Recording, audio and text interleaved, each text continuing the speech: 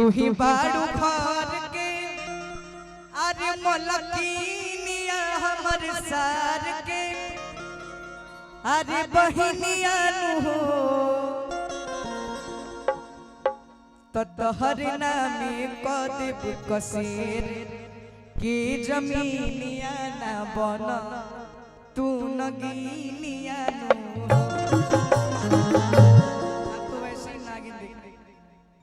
गोलू भैया कहले कि आर्यन बाबू के अगला महीना में हुंडा एजेंसी से 50% डिस्काउंट करके एगो गाड़ी तोहरा खातिर के बुक हो गए ना। हो गया हम लोग का राज एकदम दिलदार तू ही बाड़ू घर के मलकिनिया मोर सार के बहिनिया मोर सार के बहिनिया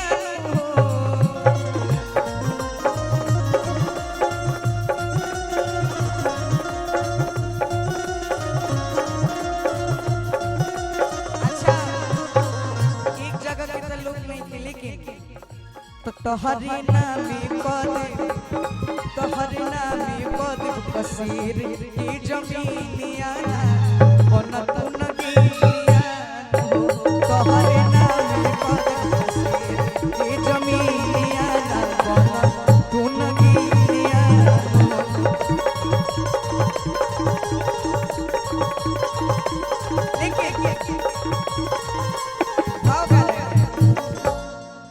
उदिया में आग लगा के देवता भीतर की जगा के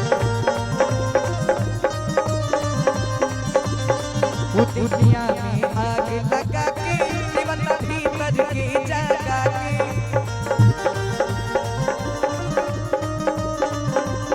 सुनी काहे झनके लू झमका के दादी से ओढ़नी दबा काहे झनके लू झमका के दादी से ओढ़नी दबा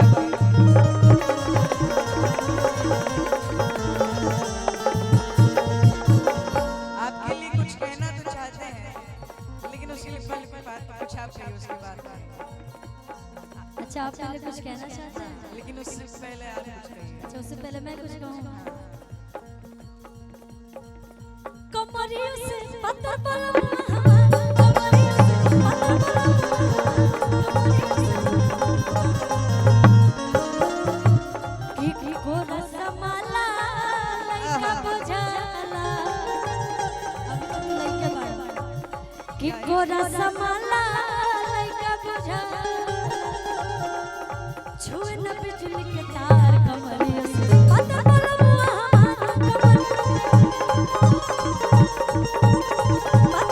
लेकिन रवो खाती कहा चलत रहे के बाबा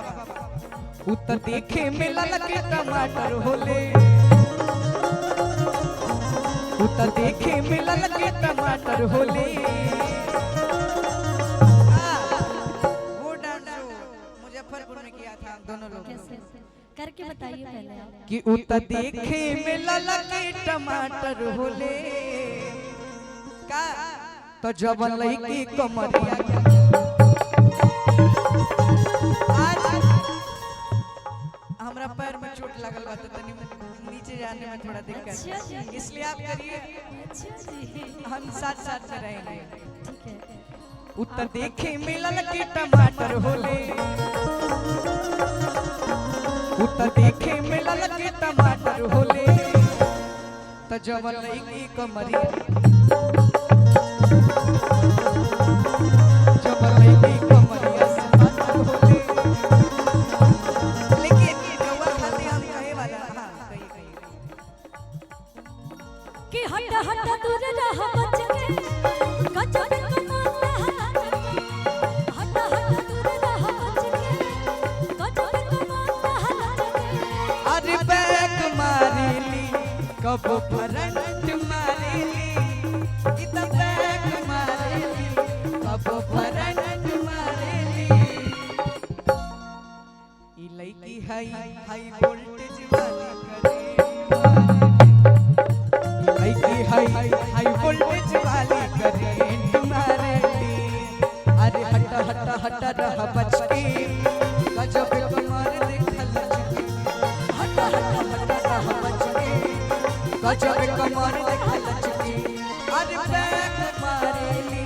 कबो फ्रंट मारेली बैक मारेली कबो फ्रंट मारेली कि हाय लड़की है हाय वोल्टेज वाले करंट मारेली लड़की हिया हाई वोल्टेज वाली करंट मारेली लेकिन रउआ खाती हम कहे वाला नहीं आगे आगे पापा कहस हमर तो बदल गइल दुनिया कमाल बड़ो रनिया पापा कहस हमर तो बदल गइल दुनिया कमाल बड़ो रनिया ये लाइन कौन कहेगा आपके फ्यूचर हस्बैंड हमार दुल्हनिया कमाल बड़ो रनिया हमार दुल्हनिया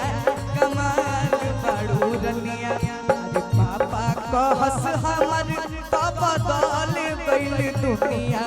कमाल बड़ो रनिया पापा कहस हमर तो बदल गइल दुनिया कमाल बड़ो रनिया कमाल बड़ो रनिया हमार दुल्हनिया कमाल बड़ो रनिया हमार दुल्हनिया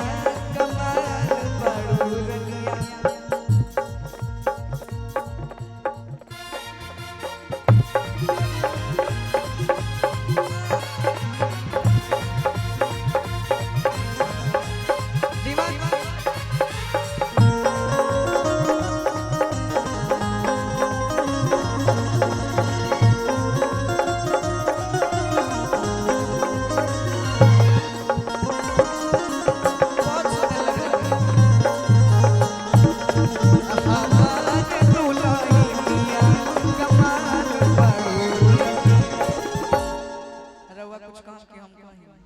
बिल्कुल बोलना है तो नहीं बोल पहले आप दीजिए। बोल लीजिए दिमाग में आया तो बोल लीजिए चलिए हम एक लाइन आपके लिए कह देते हैं एक गाना आजकल हमरा बड़ी पसंद आई बाटे रउआ पे बड़ी शूट करी गाना तो खैर फीमेल वर्जन बाटे लेकिन कोड दीजिएगा भैया अरे मुश्किल तुहार आना जाना भइल बा आप अपने कॉलेज में जब पढ़ते होंगे आप बहुत सुंदर हैं अरे मुश्किल तुहार आना जाना भइल बा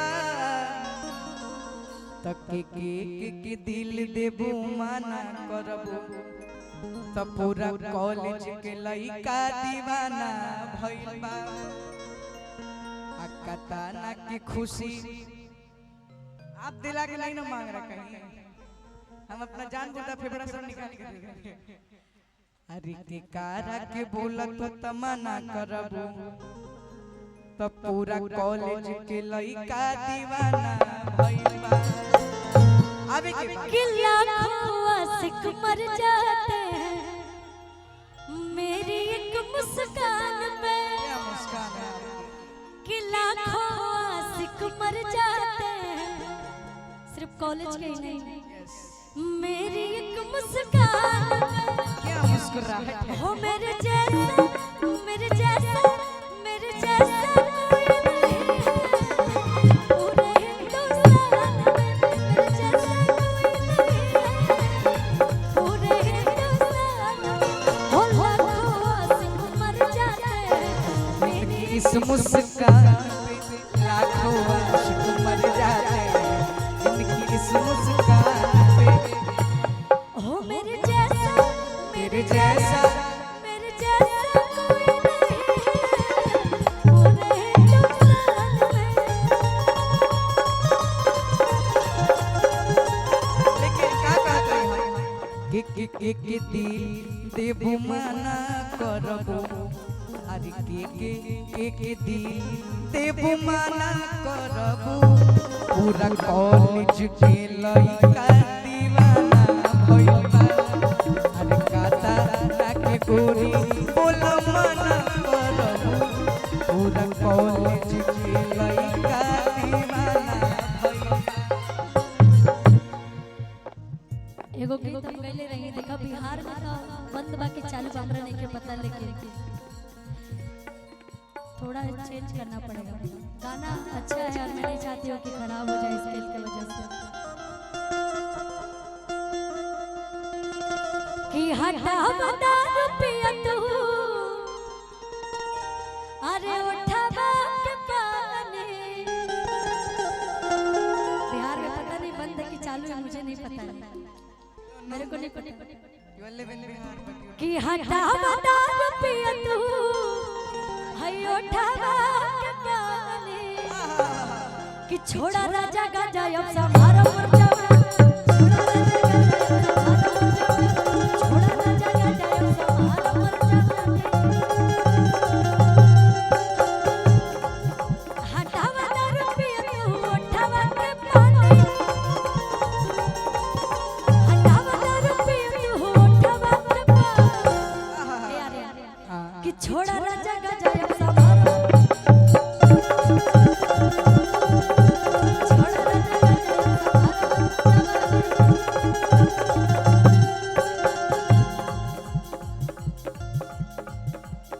बजाई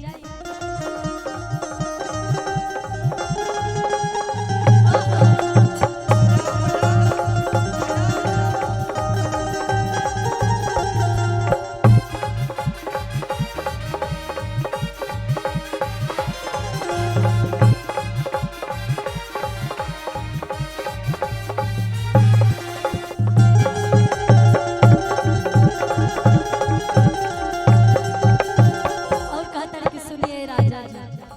बोली रानी जी बोली। आखिर में कोनो जरूरी थोड़ी बाकी रहो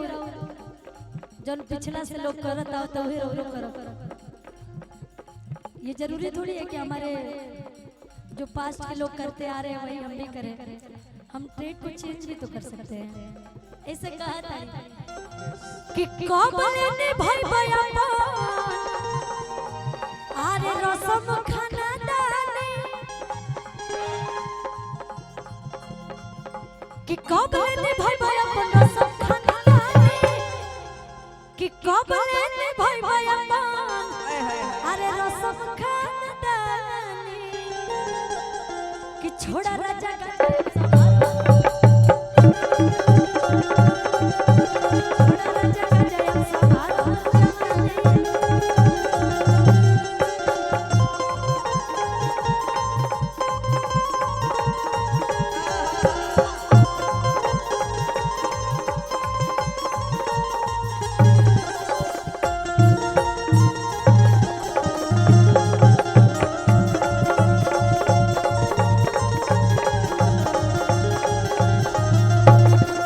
छोड़ा राजा का जय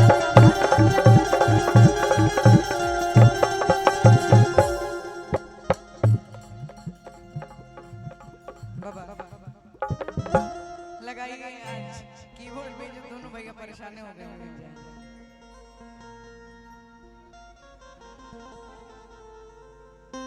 आए भाई प्रीतम प्रीतम ना प्रीतम प्यारे। कि आज हम के मुबारे आदि बता भीतर की जगह के। रुकिए अंकल का पहले सुनाएंगे इसके बाद ही गाएंगे। कि सही मायने में तो मुझे भी ये गीत बहुत पसंद है। एक जना के बियाह भइल बराधा तहरे खाली मेहरारू बड़ी सुंदर थी। ओकर पति बड़ी माना ताड़े ओकरा के।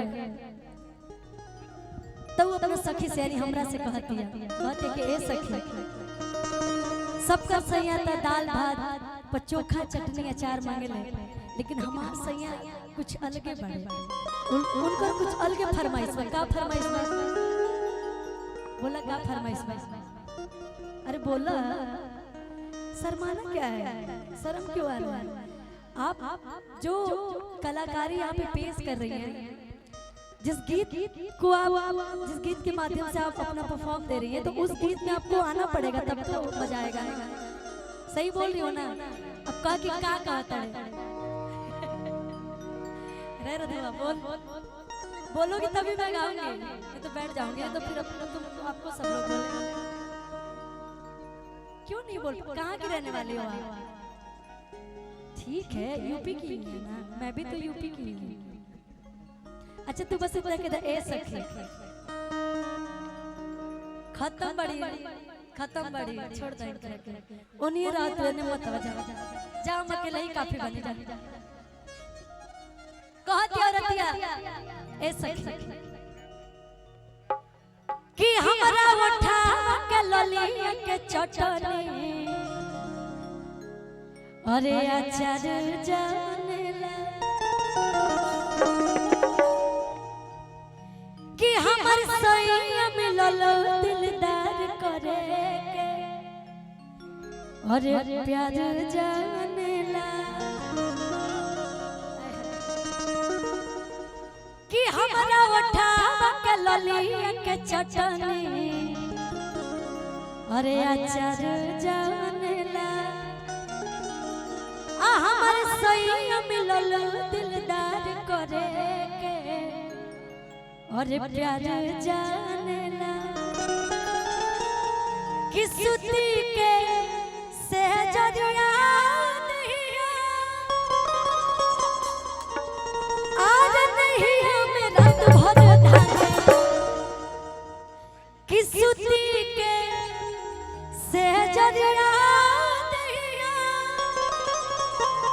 आज नहीं हमें रात भर धागे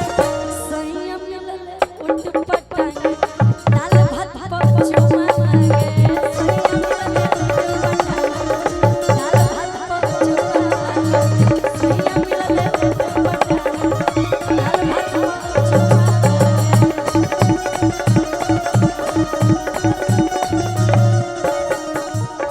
कि हमरा उठावा के ललिया के चचनी अच्छा जे जानेला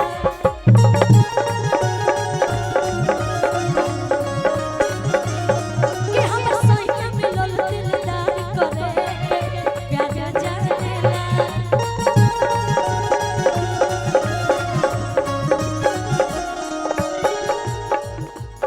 ए सखी कि सुती के सहजरिया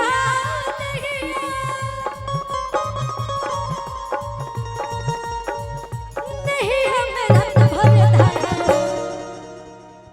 जब तार पिया मनी है तो तू खुश रहबू तो के गाना चली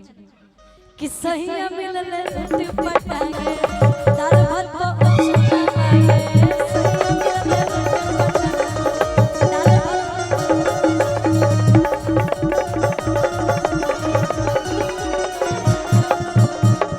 भात हेलो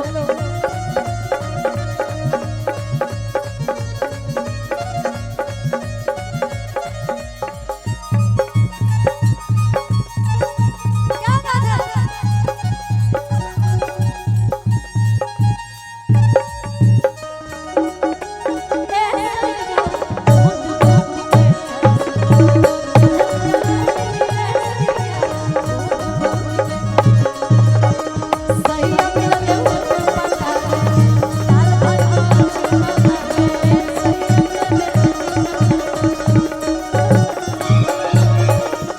अच्छा हमारे यूट्यूबर भैया लोग हैं, आप लोग दाल भात में क्या खाना पसंद करते हैं?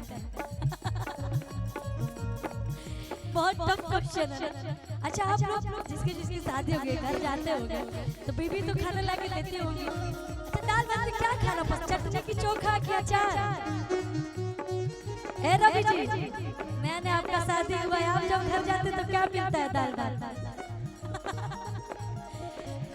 दाल भात पे आम भी खाया जाता है, लोग बहुत लोग खाते हैं, लेकिन कहा दिया क्या ना बताई बोलो मत बताओ कि डांटे लेना कबो मारे लेना आय अपना से हमके बिसार लेना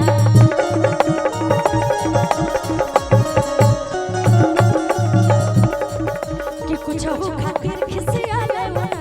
हमरा से खरा पसार लेना।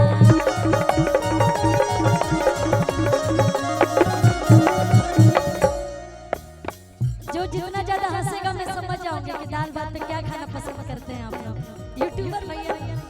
जितना ज्यादा आप लोग हंसेंगे चोखा। अच्छा पंकज भी आ गया, आप क्या मानते हैं बताइए? आप कोई बोल रहे हैं पंकज पंकज भैया कि डांटे लेना कब मारे लेना आई अपना से हमके बिसार लेना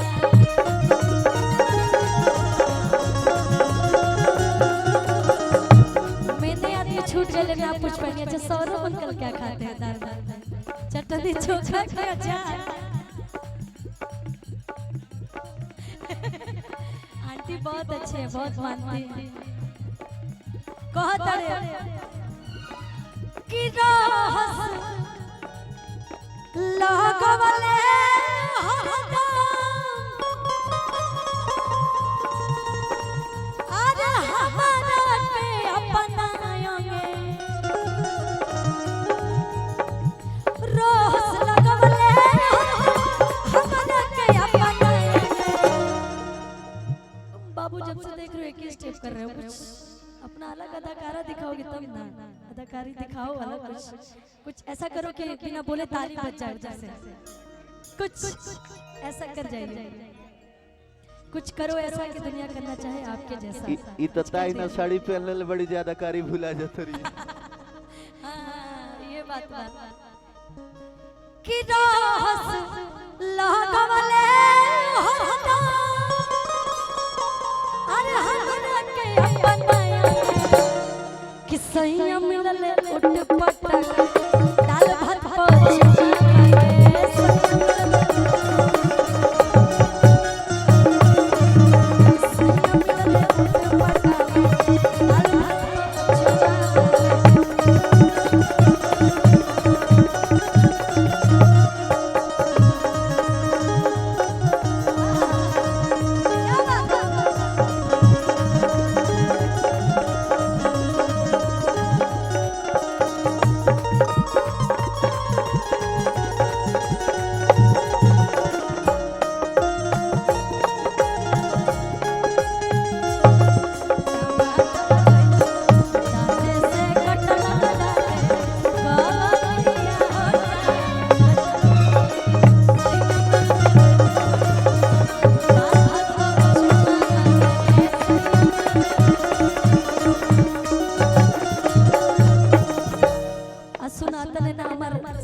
कलाकारों हमें तो का करेले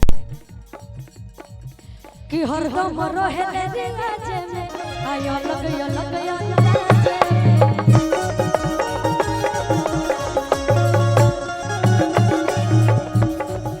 कि सादा के बाद रोज करेले कि शादी के कि रोज जो के पर पूज करेले आ शादी के बाद में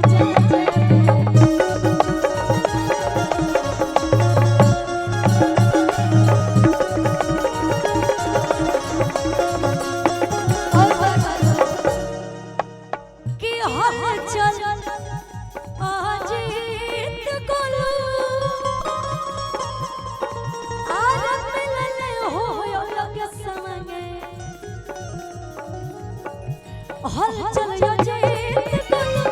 मिलले हो ए राधा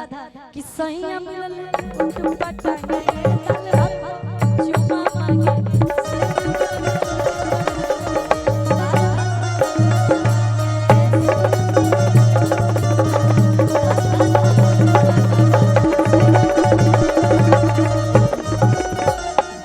क्या बात है सेट सॉन्ग की फरमाइश आई है।